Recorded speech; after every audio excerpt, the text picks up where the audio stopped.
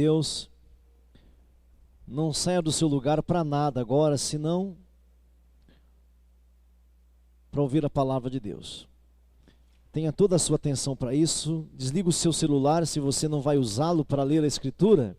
Então desliga o seu celular. Não atenda nada, não atenda telefone, não confira os seus e-mails.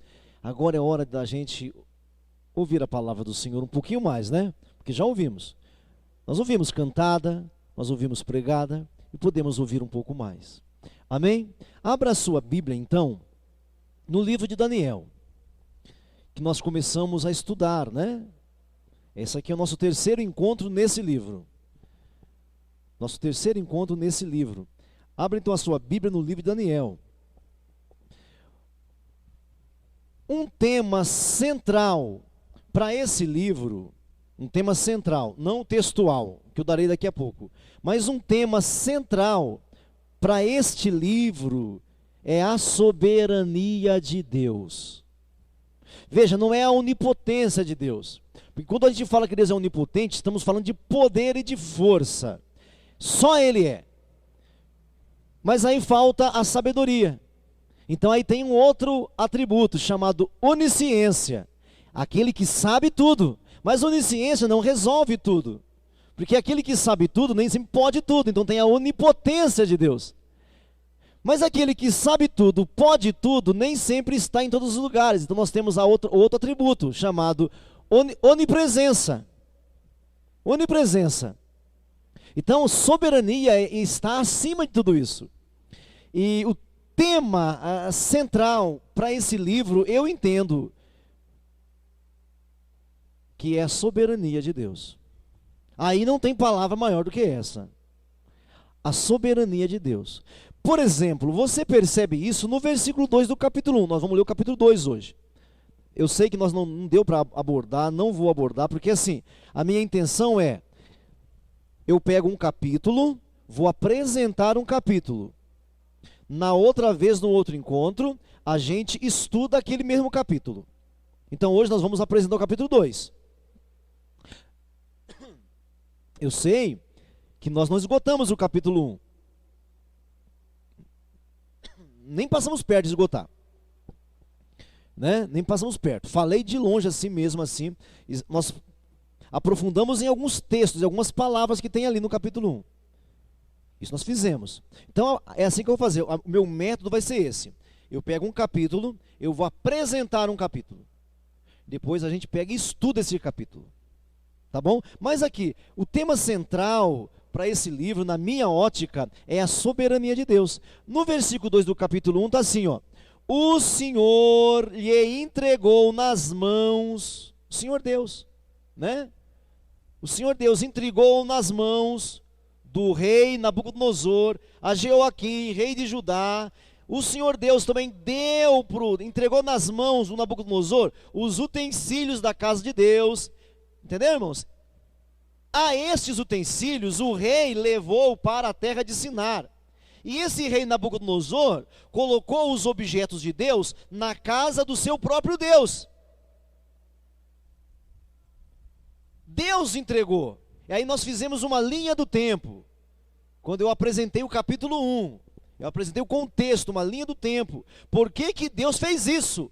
Eu mostrei isso para vocês. Quem não veio, perdeu.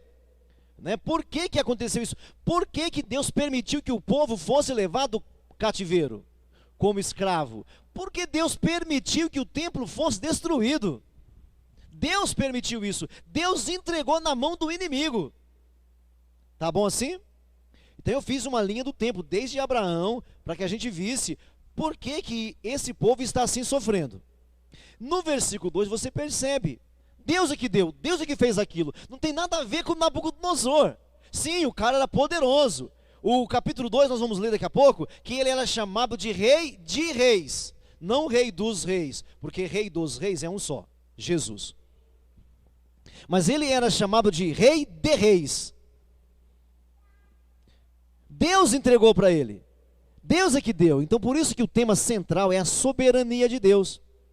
O tema textual que eu arrumei para esse capítulo 2 que leremos agora é percebendo O tema é percebendo a soberania de Deus no texto que leremos. Vamos perceber isso. O tema geral é a soberania. E para hoje o tema é percebendo a soberania de Deus. Amém assim? Vamos ler o texto agora, capítulo 2? Vamos ler o capítulo 2. Versículo 1 a seguir. Diz assim: No segundo ano do reinado de Nabucodonosor, teve este um sonho. O seu espírito se perturbou e passou-lhe o sono, foi embora o sono. Então o rei mandou chamar os magos, os encantadores, os feiticeiros e os caldeus, para que declarassem ao rei quais lhes foram os sonhos. Eles vieram e se apresentaram diante do rei. Disse-lhes o rei: tive um sonho, e para sabê-lo está perturbado o meu espírito. Os caldeus então disseram ao rei em aramaico: ó rei, vive eternamente. Dize o sonho a teus servos e daremos a interpretação. Respondeu o rei e disse aos caldeus: uma coisa é certa, se não me fizerdes saber o sonho e a sua interpretação, sereis despedaçados e as vossas casas serão feitas monturos. Esse rei aqui é bravinho, meu irmão. E esses magos são espertinhos. Dar interpretação nem sempre é tão difícil, né, meu irmão? Não é para feiticeiro, não é? Mas o rei aqui, o bicho aqui, a chapa é quente, hein? Se vocês não me falarem o sonho, vocês serão despedaçados. Eu estou pagando vocês para quê? Estou pagando para quê? Mas vamos lá, que eu não quero me deter agora no texto, tá bom? Será feito em monturo. Mas se me declarardes o sonho e a sua interpretação, recebereis de mim dádivas, prêmios, grandes honras. Portanto, declarai-me o sonho e a sua interpretação. Responderam a segunda vez e disseram: diga o rei o sonho a seus servos, e lhe daremos a interpretação. Tornou o rei e disse: bem percebo que quereis ganhar tempo, porque vedes que o que eu disse está resolvido. Isto é, se não me fazeis saber o sonho, uma só sentença será vossa.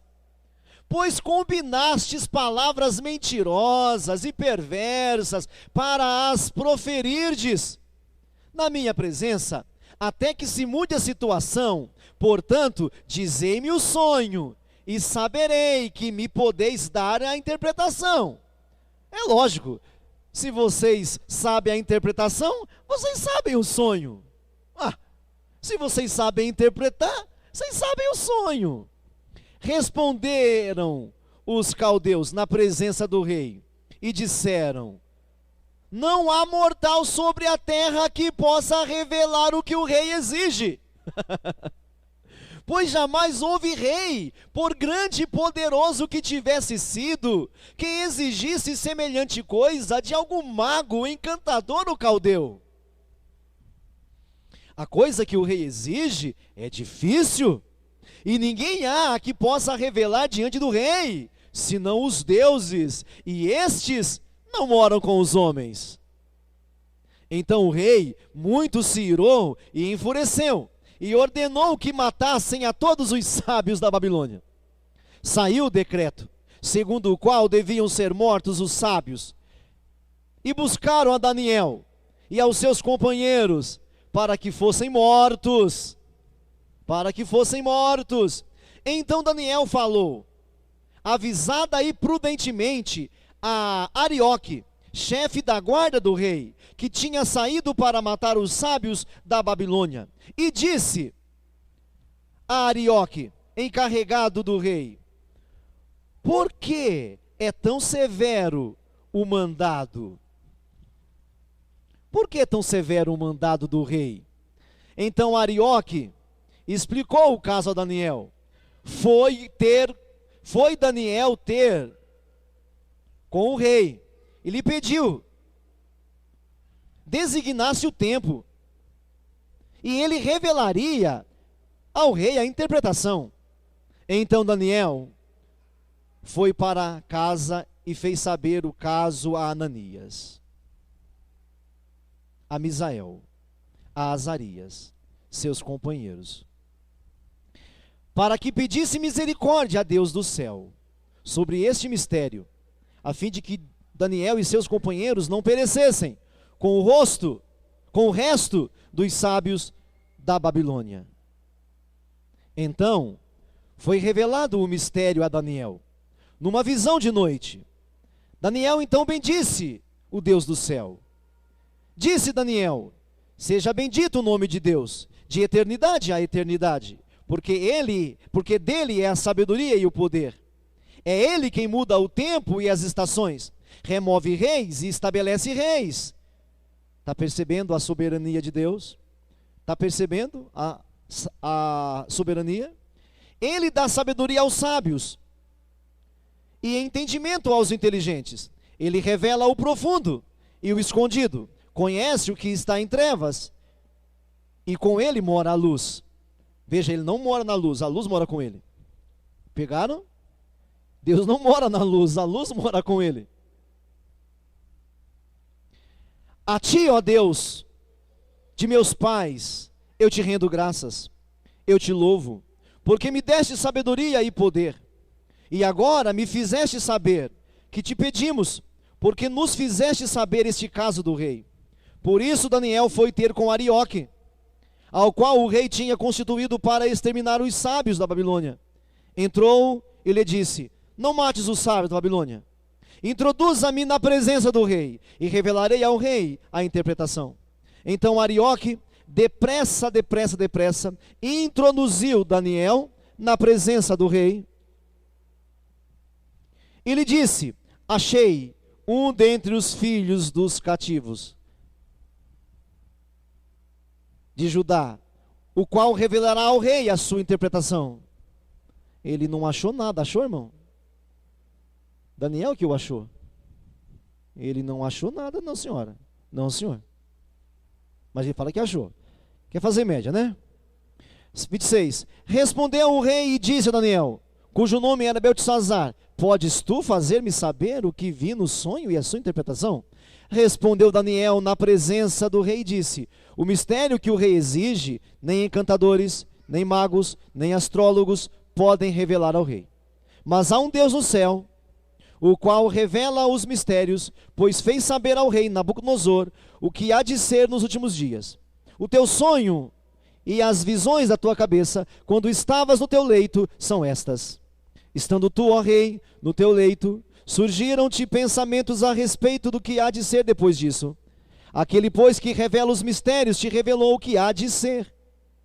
E a mim me foi revelado este mistério, não porque haja em mim mais sabedoria, não é que eu sou tal, do que todos os viventes, mas para que a interpretação se fizesse saber ao rei, e para que entendesses as cogitações da tua mente. Tu, ó rei, estavas vendo, e eis aqui uma grande estátua, esta que era imensa e de extraordinário esplendor, estava em pé diante de ti, e a tua aparência era terrível.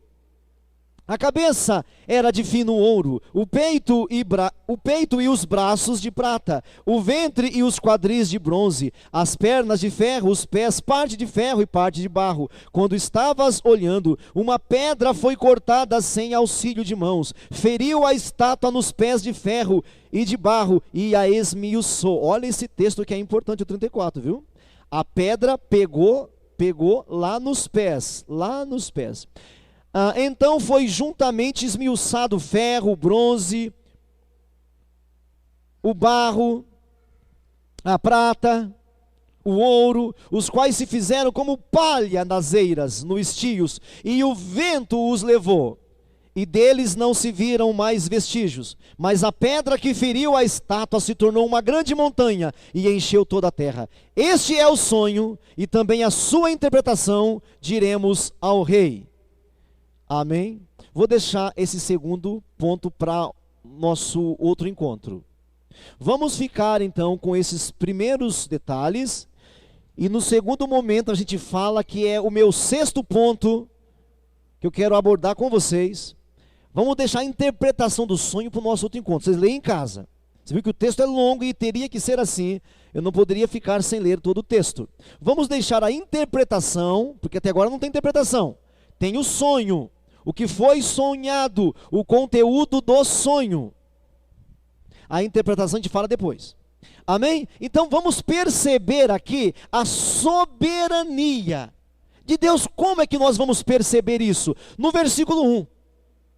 Já no versículo 1, olha lá, 2:1. No segundo ano do reinado de Nabucodonosor, teve este um sonho, e o seu espírito se perturbou. A palavra perturbar aqui significa golpe.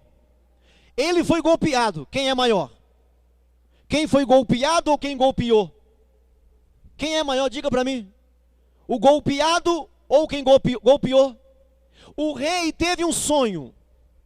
Eu não sei te dizer se ele realmente não lembrava, porque acontece conosco. Presta atenção aqui. Ele teve um sonho e ele fala que ele não lembra. Se ele não lembra, se ele quer pegar os magos e sábios, eu não sei. Agora, pelo que o Daniel diz, que foi revelado para mim o sonho, porque eu deveria interpretar. Lá no final nós vamos ver isso aqui. Perceberam lá? Foi revelado o sonho para mim, para que eu lhe trouxesse a interpretação. Se o rei soubesse o sonho e falasse o sonho, alguém poderia dar a interpretação, uma interpretação a bel prazer, e fazer uma cócega no rei, e exaltar o rei, e o rei ficaria feliz e não quereria saber de nada. Então eu penso que ele não sabia mesmo o sonho. E isso acontece conosco. Quer ver só? Quantos de nós já sonhamos e não lembramos do sonho? Levanta a mão. Não é verdade? Eu sonhei alguma coisa, não foi legal, mas eu não lembro o que eu sonhei. Eu sonhei alguma coisa, não, eu sei que eu sofria no sonho, eu pastava no sonho, eu passava fome no sonho, mas eu não lembro o sonho. Isso acontece com a gente também. Esse rei aqui, ele é meio louco, esse rei aqui, ele é meio pauleira. Você vai ver na análise do texto que ele é meio doido, ele é meio pinel, esse rei. É bem possível que ele realmente não lembrava. Ele só lembrava da impressão do sonho. Quem está me ouvindo ainda? Olha, ouça com cuidado para que a sua vida seja tocada. Não fique apenas na história. Então assim, vamos perceber que o nosso Deus é soberano mesmo. Porque ele pegou o maior rei de todos. Nós não lembramos, no versículo 37 vai aparecer assim, que Nabucodonosor era rei de reis. Ele chega a dizer que assim, ele mata quem quer matar. Não há lei acima dele. Depois dele, depois do Nabucodonosor, vai aparecer um outro rei que está abaixo da lei. Falaremos isso mais tarde. Lembra que quando o Daniel é jogado na cova dos leões, que fala que o edito do rei não poderia ser revogado? Aqui não. Com Nabucodonosor, ele é um autocrata. Ele está acima da lei. Não tem lei que manda nele. Mas o rei que vem depois, que está lá na estátua, aquela estátua representa os reinos que virão depois. Nesse tempo, a lei vai estar acima do rei. Quem está me ouvindo ainda, levanta a mão. O rei é o maior. Manda no mundo inteiro, gente. Não é assim igual os Estados Unidos que mandam na América do Sul, não. Não é isso não. Manda no mundo todo. Ele faz o que ele quer fazer e desfaz o que ele quer desfazer. Ele acaba com todo mundo. Ele entrou em Jerusalém, ele chegou em Jerusalém no ano 608, voltou no ano 596 e depois no ano 589. Primeiro ele fez o povo passar fome, até Israel arregar. Ele quando entrava numa nação para dominar, ele dominava mesmo. E assim, nós temos um filme que mostra muito bem isso. Mostra muito bem, até mesmo a questão dos feiticeiros. Quem aqui já assistiu aquele filme chamado 300? E tem até o número 2, né? A Ascensão do Império também, né? Já assistiu? Uma das coisas fortes naquele filme que é bom assistir para que você tenha um contexto histórico e político e até religioso. Uma coisa forte naquele filme é a religião. Não é a religião? Lembra daquelas bruxas? Que elas moram lá na montanha, no alto da montanha? E elas não podem descer no pé da montanha, elas não se relacionam lá embaixo. O povo, os reis é que vão lá em cima para saber o que é que os astros estão dizendo. Esse é o tempo aqui. É um tempo de muita feitiçaria. É um tempo de muita idolatria. Esse rei domina tudo. Isso aqui é antes daquele filme lá. Aquele filme foi depois disso. Na verdade, aquele filme está na estátua. Aquele filme está na estátua que o rei viu. Amém até aqui? Tudo bem? Tudo bem até aqui? Então, o rei perturbou. Ele foi golpeado. Ele está apavorado. Só que ele não lembra. Ele só lembra que foi ruim demais. A experiência foi traumática. A experiência foi frustrante. Ele quer saber o que aconteceu. Então, o primeiro ponto, percebendo a soberania de Deus, é que o rei foi golpeado. O sonho espantou o sono. Meu irmão, você que fizesse um barulho quando estes reis dormiam, meu irmão, você era estrangulado na mesma hora. Você era detonado. Ninguém poderia atrapalhar o aconchego real, o cochilo real. Nós não temos ideia do que é isso, do que é esses ditadores, esses tiranos, que aqui é um tirano. Isso aqui foi um dos maiores tiranos da história, esse Nabucodonosor.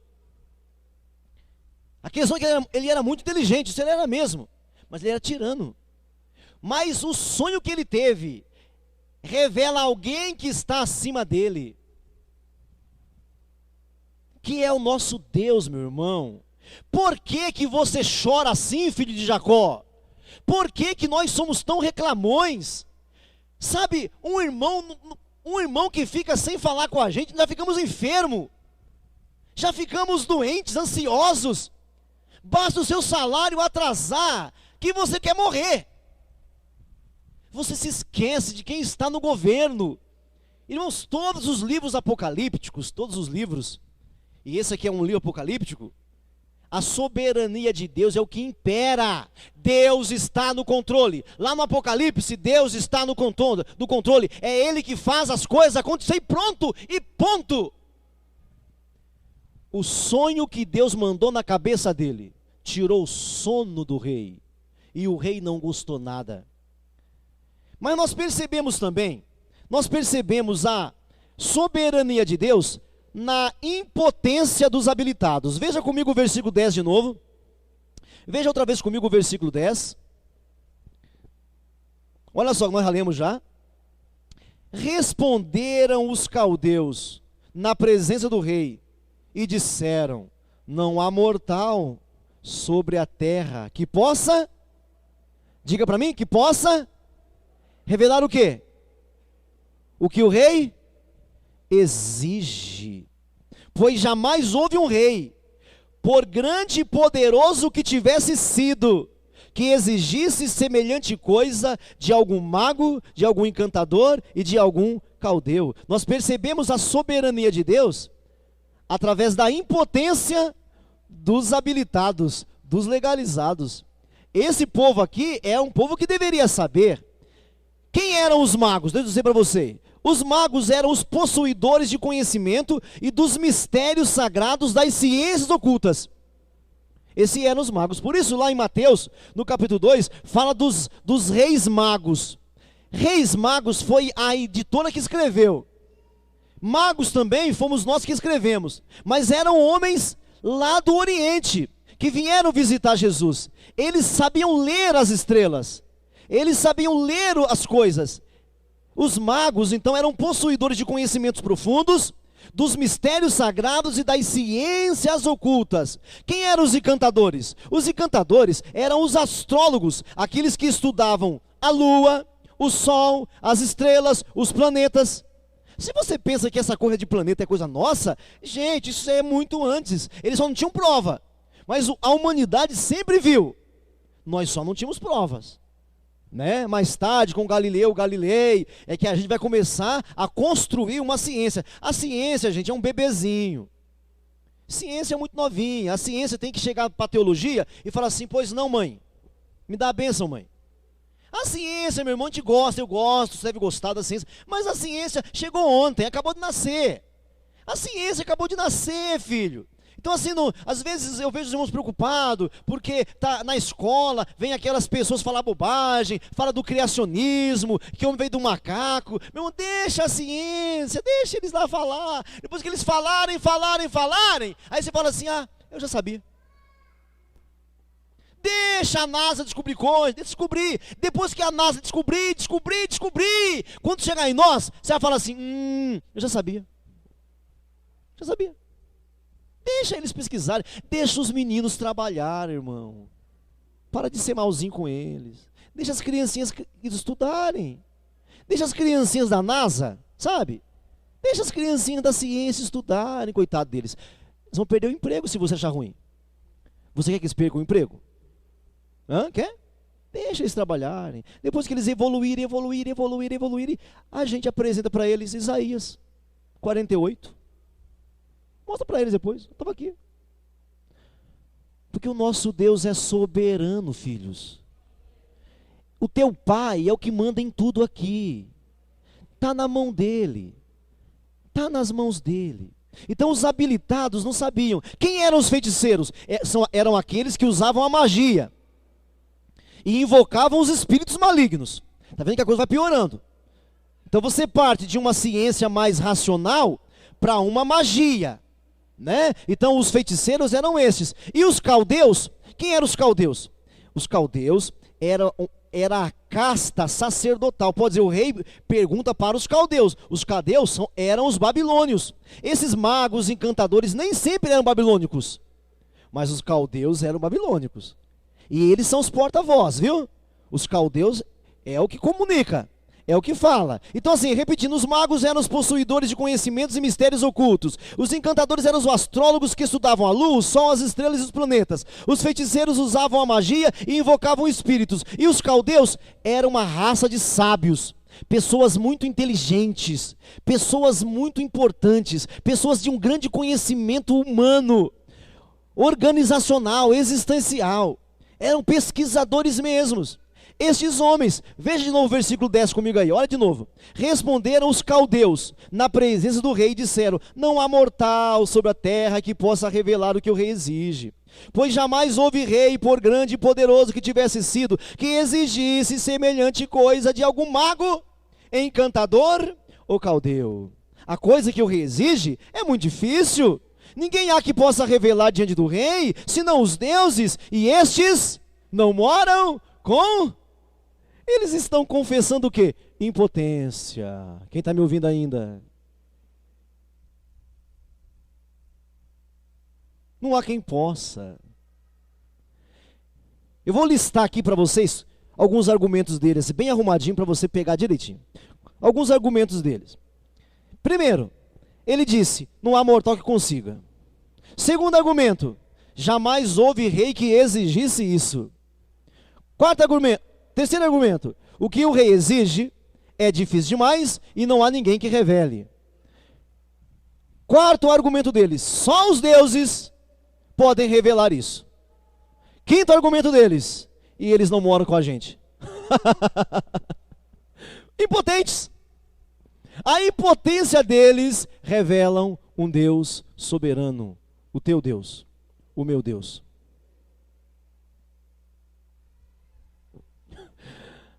Aleluias. Olha o que Isaías 57 diz. Olha só, Isaías, quer marcar na sua Bíblia aí? Isaías 57, versículo 15, diz assim, olha só, escute bem, olha que lindo. Olha que lindo. Porque assim diz o alto e o sublime, o que habita na eternidade, e cujo nome é santo. Num alto e santo lugar habito.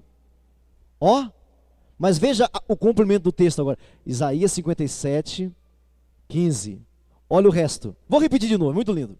Porque assim diz quem? O alto e o sublime, o que habita na eternidade, e cujo nome é santo.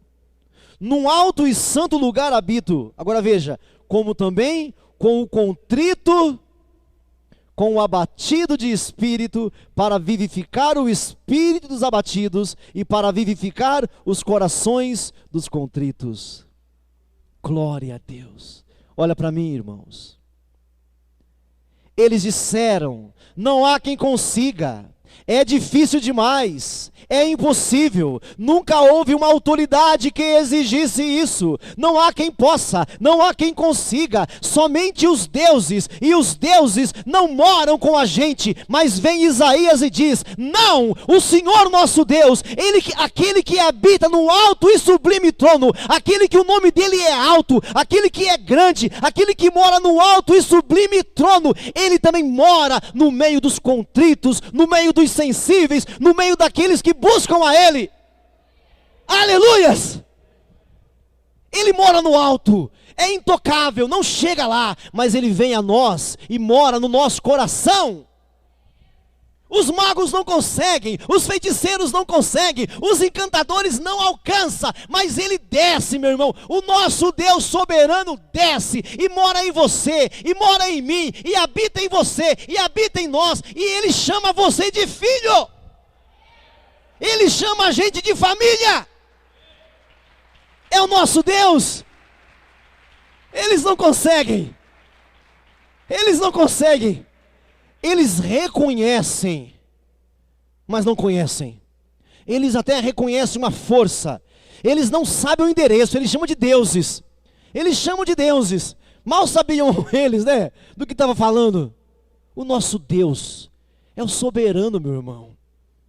Então eu percebo a soberania de Deus através da incompetência daqueles que deveriam saber. Pelo menos legalmente, eles deveriam saber. Então eu quero chamar a sua atenção, meu irmão. Por que nós choramos quando não deveríamos chorar? Eu sei que existem momentos que devemos chorar. A Bíblia diz: quem está triste ora, quem está alegre canta. Eu sei disso. Mas por que isso tem sido uma repetição na sua vida? Está sempre amargo, está sempre amargurado, está sempre azedo. Uma das coisas que eu deveria falar no capítulo 1 é isso: Daniel não se deixou azedar. Ele não se deixou azedar. Prenderam ele, raptaram ele, sequestraram ele, levaram ele para outro país e ele não se azedou. O que eu vejo hoje em dia é que tem crente azedo, meu Deus do céu. Não sabe que o nosso Deus é soberano. Não reconhece o nosso Deus. Fica com medo da crise, da situação difícil. Ei, chuta a crise. Chuta a crise. E louva a Deus por comer farinha, ué. Oh, não, obrigado por essa farinha com feijão aqui. Obrigado, Senhor. Oh, meu irmão.